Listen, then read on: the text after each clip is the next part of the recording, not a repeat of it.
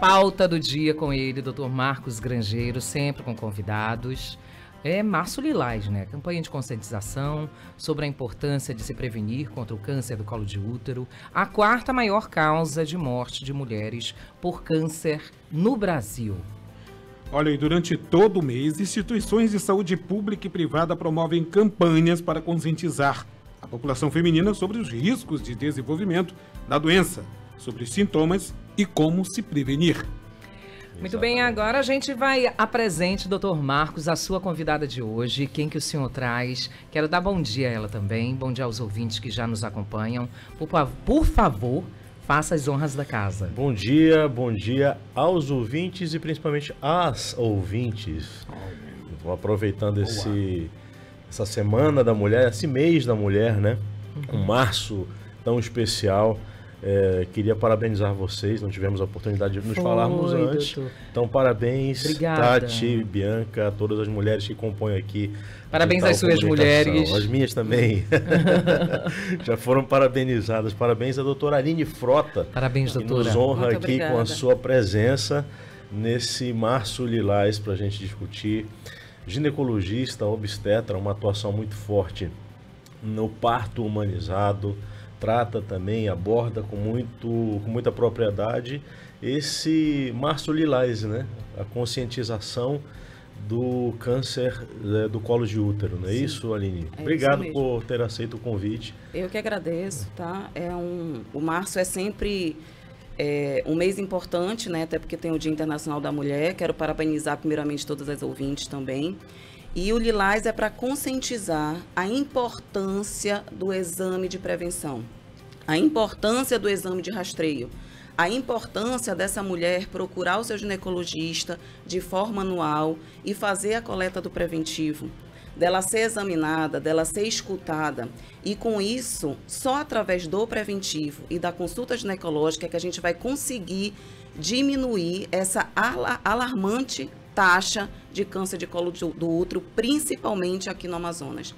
No Amazonas, a taxa é de 102,4% maior do que o restante do Brasil. Impressionante. Então, impressionante. Na região norte como um todo é assim? Na região norte como um todo, no Amazonas e principalmente em Manaus. Tá? Meu Então, Deus. é assustador o número de pacientes que evolui para câncer de colo de útero. Doutora, a senhora acha que há uma necessidade também de se falar sobre os cuidados dentro das famílias? A senhora não vê também assim essa proximidade do médico, da senhora, com toda a família, da própria família, entender que precisa conversar com essa menina, precisa conversar com o menino para entender os cuidados básicos, para a gente não chegar a fazer um câncer mais lá na frente, sendo que hoje em dia pode se prevenir com a vacina, por exemplo, do HPV? Exatamente. Precisa de uma conscientização familiar dos pais para levar esses adolescentes para a vacina.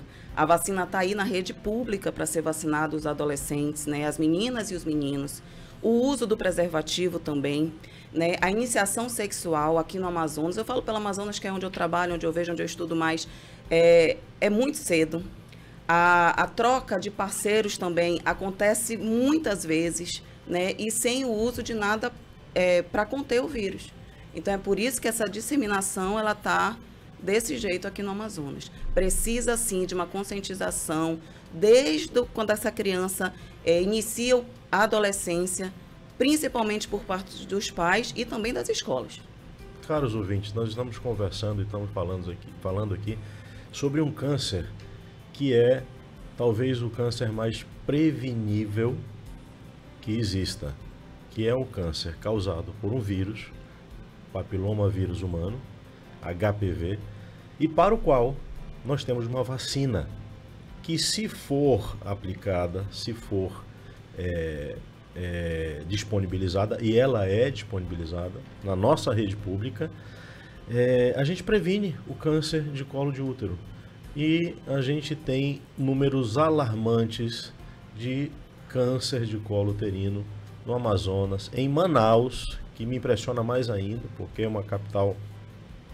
Na capital a gente imaginaria que as pessoas tivessem um pouco mais de acesso à saúde, né? No interior Você acha que talvez esse número maior em Manaus seja por conta do diagnóstico que é feito mais aqui do que no interior do estado? Eu acredito sim, tá? No interior deve ser subnotificado, porque elas também não têm tanto acesso à saúde, né? Tem mulheres que ficam... Principalmente na zona rural, né? Sim, tem mulheres que nunca colheram preventivo. Chegou uma paciente uma vez comigo, na rede particular, que estava 8 anos sem colher o preventivo, tá? Então, quando eu fui colher, ela tinha 30 anos, quando eu fui colher, ela estava com tumor de colo. Então, eu vejo que é pela subnotificação, sim, no interior. Deve ter mais gente aí, com certeza. Doutora, eu lendo aqui a sua biografia, até compartilhar com vocês, ouvintes, que pode até mais, tá? Eu quero que a senhora me corrija se eu estiver errada. A senhora é formada pela UFAM, Universidade Federal daqui do Estado do Amazonas, médica ginecologista e obstetra, com residência médica também no Hospital Francisca Mendes. Isso que a senhora ratifica que a senhora entende sobre o Estado do Amazonas. E eu achei interessante aqui que a sua pós-graduação em patologia do trato genital inferior e defensora do parto humanizado e assistência respeitosa ao nascimento, além de ser sócia proprietária da assistência materno-infantil humanizada, que isso para mim mexeu comigo. Recentemente agora, por quê? Dizer o motivo. No final do mês de fevereiro, a gente fica buscando informações do que acontece no Senado e também em todas as câmaras, tanto estadual, federal e de vereadores, né? E teve o Senado analisando um breve projeto de lei que regulamenta o exercício da profissão de doula, e apresentado pela Elisiane Gama, do Maranhão, lá no dia 2 de fevereiro. E eu achei assim que tá aguardando tramitação da relatoria, do envio das comissões também, pelas temáticas, né, da tramitação do rito, né, do PL, do projeto de lei. E eu gostaria que a senhora explicasse sobre, por mais que a gente fale do maço, sobre o parto humanizado, né? O que é esse parto humanizado? Qual é a figura da doula, a importância também das pessoas não fazerem somente um parto como era agendado, né? Um parto de uma... Vamos lá, se não tiver parto natural, vai fazer uma cesariana, né? Qual a importância de humanizar o parto hoje em dia? O parto humanizado, ele está muito... A gente tem aprendido muito, né? O parto humanizado é a mulher ser protagonista do seu momento. É a mulher definir, junto com as suas crenças, com a sua família, com o seu companheiro, a forma que ela quer receber aquele bebê. É a mulher acreditar na fisiologia do parto, porque é fisiológico.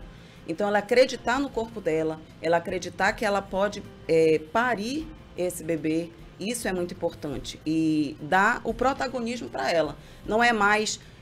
vou agendar tua cesárea para o dia 30 de abril, porque é mais conveniente para o médico. Isso está fora de cogitação. A cesariana, ela existe e ela deve ser respeitosa, ela Sim. deve ser humanizada, né? Mas só em último caso. Ela não deve mais ser agendada como era antigamente. O papel da doula é muito importante. A doula, ela é o emocional daquela paciente. Ela é o carinho, ela é você vai conseguir, ela é aquela massagem nas costas, ela é um enxugar das lágrimas.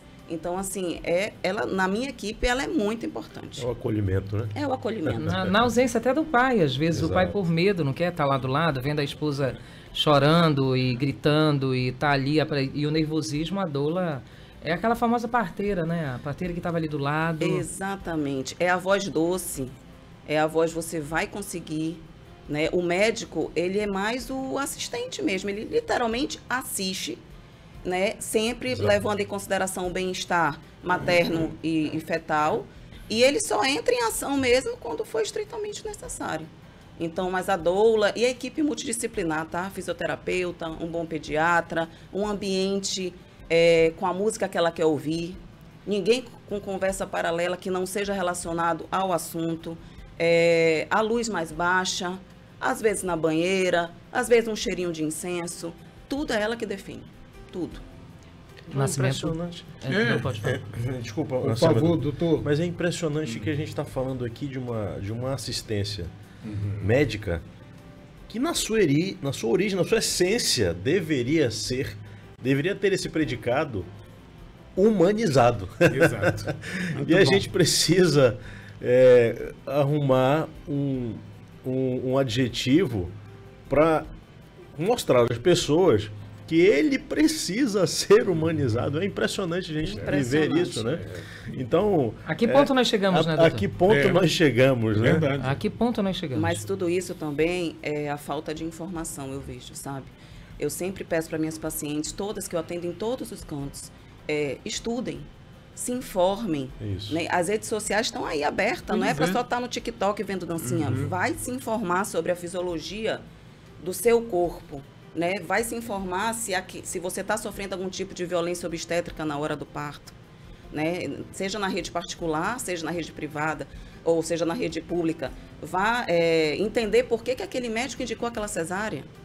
Né? Então, assim, falta mais informação mesmo para elas, e a gente vem, não só eu, tem outras equipes também no Brasil todo trabalhando fortemente nisso, para que a mulher consiga conhecer, se conhecer e se preparar para o parto. Agora, doutora, bom dia. Bom dia. Parabéns pelo trabalho, parabéns pela esse seu compartilhamento aqui conosco também. A senhora falou de uma paciente que há 8 anos não fazia o exame preventivo.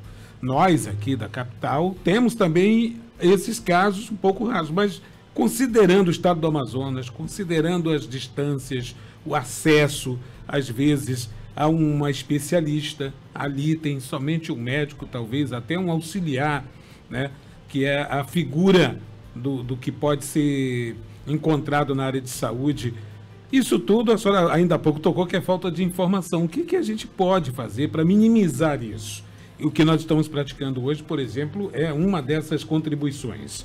Mas isso a gente está falando para o Amazonas e para o Pará também, que é da mesma realidade. Hein? E tendo a presença do doutor Marcos Grangeiro, que é importante também. Claro. Mas, de uma forma assim, lá no bairro, lá na comunidade, lá no Beiradão. Lá no Beiradão ali. De que forma a pessoa pode iniciar um acesso e evitar esse distanciamento tão longe, mas muito longe. 8 anos é muito. É muito tempo. Tu sabe o que eu penso? Eu acho que a mulher não deve desistir. Por exemplo, o que eu vejo? No meu posto tá sem médico. Isso. Mas num posto um pouquinho mais na frente, talvez tenha. Então elas acabam desistindo, porque às vezes não tem vários problemas pessoais, mas às vezes não está com aquela facilidade, e por não achar importante, ano que vem eu faço. Esse ano que vem pode não esperar. E aí a gente vai ter que tratar a doença em vez de prevenir o câncer. Isso na capital, né? Na capital e no interior também. Né? Vai ter que sair de lá, né? Deveria ter, né? Deveria, não tem. Aí vai abrir uma outra situação, né? Mas deveria ter acesso ao posto de saúde, à coleta, né? Aqui em Manaus funciona. Demora o resultado? Demora. 4 meses para chegar, quem colhe pelo SUS? Demora. Mas chega, né? Outra coisa também que eu vejo, chegou o resultado, ela vai demorar mais 2 anos para levar para o médico. É uma outra situação, porque eles não fazem também essa captação tão ativa quando esse preventivo já vem alterado. Porque o preventivo não é assim não, tá? Ela contaminou com HPV e ano que vem eu tô com câncer. Ele passa por várias faixas. Então, neoplasia intraepitelial NIC1, NIC2, NIC3 e o carcinoma. Então, se eu pego essa mulher no NIC3, eu ainda tiro ela do câncer. Eu ainda faço o procedimento de retirada do colo e de uma conização, e ela não evolui para o câncer de colo, que é onde a gente não quer que ela chegue. E o tratamento é muito pior. Sim. E é interessante notar que há uma possibilidade, por exemplo, uma sugestão, né? Não sei se já existe isso, mas da autocoleta, você acha que isso seria válido, por exemplo, para fazer a autocoleta do preventivo, nesses locais onde há uma raridade de assistência médica, até mesmo de postos de saúde, porque os postos não vão estar vão estar tão capilarizados assim. Então, o assistente de saúde, a figura daquela pessoa que vai na comunidade levar os kits de autocoleta, será que isso não ajudaria também a melhorar a prevenção do câncer de colo de útero? Doutora, a senhora responde daqui a pouquinho. A gente continua com a entrevista do Momento Saúde com o Dr. Marcos Grangeiro e a doutora Aline, ginecologista, e o Dr. Marcos cardiologista. E a você que nos acompanha, 11 horas e 20 minutos, horário de Brasília. A gente volta já.